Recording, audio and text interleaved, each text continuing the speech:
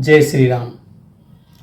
मित्रों, सीता को माता गौरी ने आशीर्वाद दिया। सीता अपने घर चली गई और उधर राम लक्ष्मण दोनों भाई फूल लेकर के गुरु के पास आए। फिर क्या होता है, चलिए कथा के माध्यम से देखते हैं। हृदय सराहत सियलो नाई, गुरु समीप गवने दो भाई। राम कहा सब कौशिक पाही, सरल स्वभाव छुअत छल नाही। हृदय में सीता जी के सौंदर्य की सराहना करते हुए दोनों भाई गुरु जी के पास गए। श्री रामचंद्र जी ने विश्वामित्र जी से सब कुछ कह दिया, क्योंकि उनका सरल स्वभाव है, छल तो उन्हें छूता भी नहीं है। सुमन पाई मुनि पूजा कीनी, पुण्याशीष दू भाईन दीनी। सुफल मनोरथ हो तुम्हारे, राम लखनु सुनी भये सुखारे। फूल पाकर मुनि ने पूजा की, फिर दोनों भाइयों को आशीर्वाद दिया कि तुम्हारे मनोरथ सफल हों। यह सुनकर श्री राम लक्ष्मण सुखी हुए। करि भोजन मुनिवर विज्ञानी, लगे कहन कछु कथा पुरानी। विगत दिवसु गुरु आय सुपाई, संध्या करन चले दो भाई। श्रेष्ठ विज्ञानी मुनि विश्वामित्र जी भोजन करके कुछ प्राचीन कथाएं कहने लगे। इतने में दिन बीत गया और गुरु जी की आज्ञा पाकर दोनों भाई संध्या करने चले गए।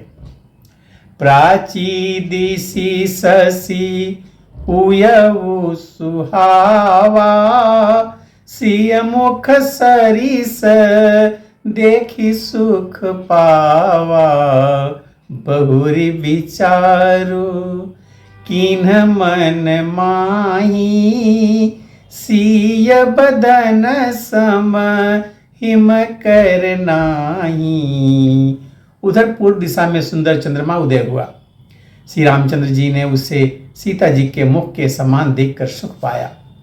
फिर मन में विचार आया कि यह चंद्रमा सीता जी के मुख के समान नहीं है। जन्म सिंधु पुनि बंधु विशु, दिन मलिन सकलंक। सिय मुख समता पाव किमी, चंदुबा पुरो रंक। खारे समुद्रों में से तो इसका जन्म, फिर उसी समुद्र से उत्पन्न होने के कारण विष इसका भाई है। दिन में यह मलिन शोभाहीन निस्तेज रहता है और कलंकी काले दाग से युक्त है। बेचारा गरीब चंद्रमा सीता जी के मुख की बराबरी कैसे कर सकता है। घटई बढ़ई बिरहिनी दुखदाई, ग्रसई राहु निज संधि पाई। कोक शोक प्रद पंकज द्रोही, अवगुण बहुत चंद्रमा तोही। फिर यह घटता बढ़ता है और विरहिणी स्त्रियों को दुख देने वाला है। राहु अपनी संधि में पाकर इसे ग्रस लेता है। चकवी के वियोग का शोक देने वाला है और कमल का वैरी है, उसे मुरझा देने वाला है। हे चंद्रमा, तुझमें बहुत से अवगुण है जो सीता जी में नहीं है। वैदेही मुख पटतर दीने, होई दोषु बड़ अनुचित कीन्हे।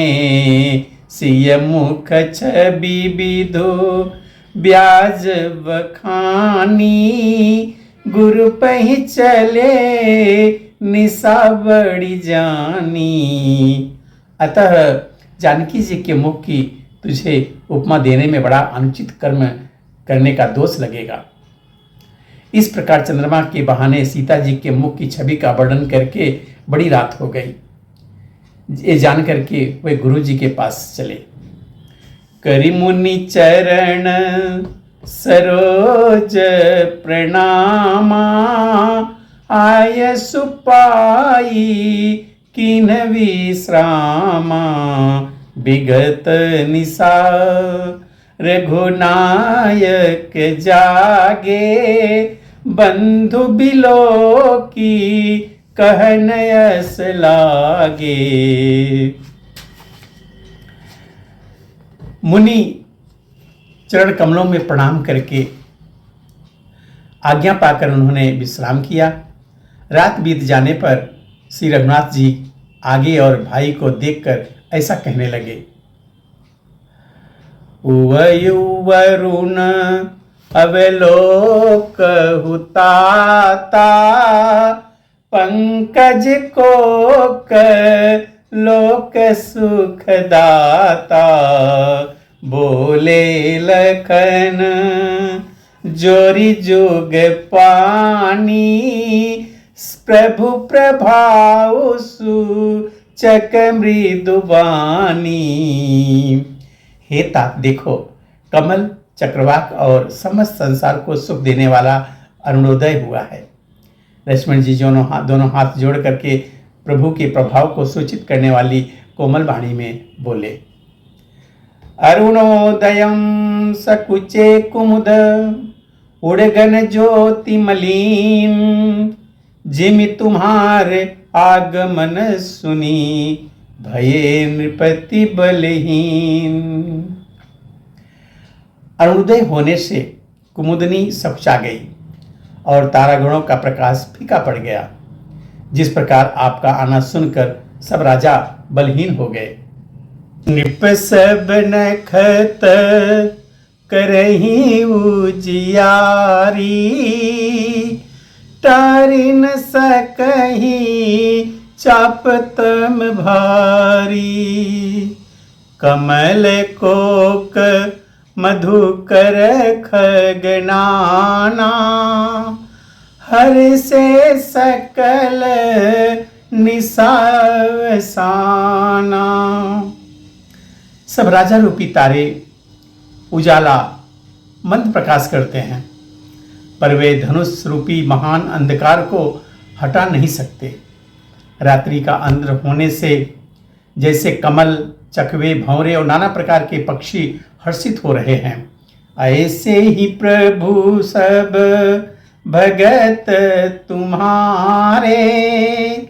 होई है टूटे धनुष सुखारे।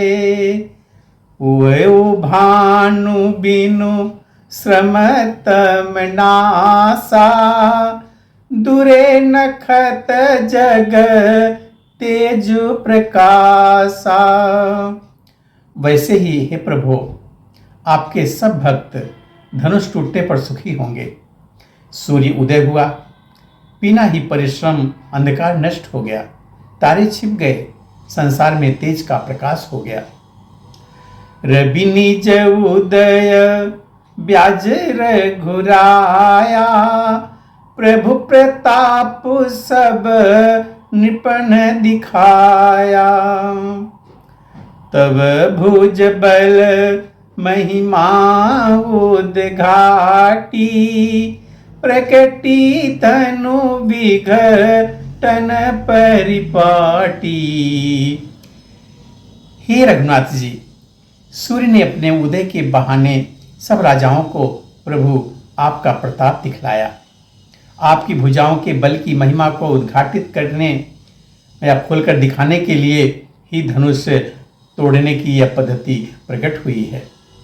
बंधु वचन सुनी प्रभु मुस्काने, होई सुचि सहज पुनीत नहाने। नित्य क्रिया करी गुरु पहियाए, चरण सरोज सुभग सिरुनाए। भाई के वचन सुनकर प्रभु मुस्कुराए। फिर स्वभाव से ही पवित्र श्री राम जी ने शौच से निवृत्त होकर के स्नान किया और नित्य कर्म करके वे गुरु जी के पास आए। आकर उन्होंने गुरु जी के सुंदर चरण कमलों में सिर झुकाया। सतानंदु तब जनक बुलाए, कौशिक मुनि पही तुरत पठाए। जनक विनय तिन्ह आई सुनाई, हर से बोली लिए दो भाई। तब जनक जी ने सतानंद जी को बुलाया और उन्हें तुरंत ही विश्वामित्र मुनि के पास भेजा। उन्होंने आकर जनक जी की विनती सुनाई। विश्वामित्र जी ने हर्षित होकर दोनों भाइयों को बुलवाया। सतानंद पद बंदी प्रभु, बैठे गुरु पही जाई।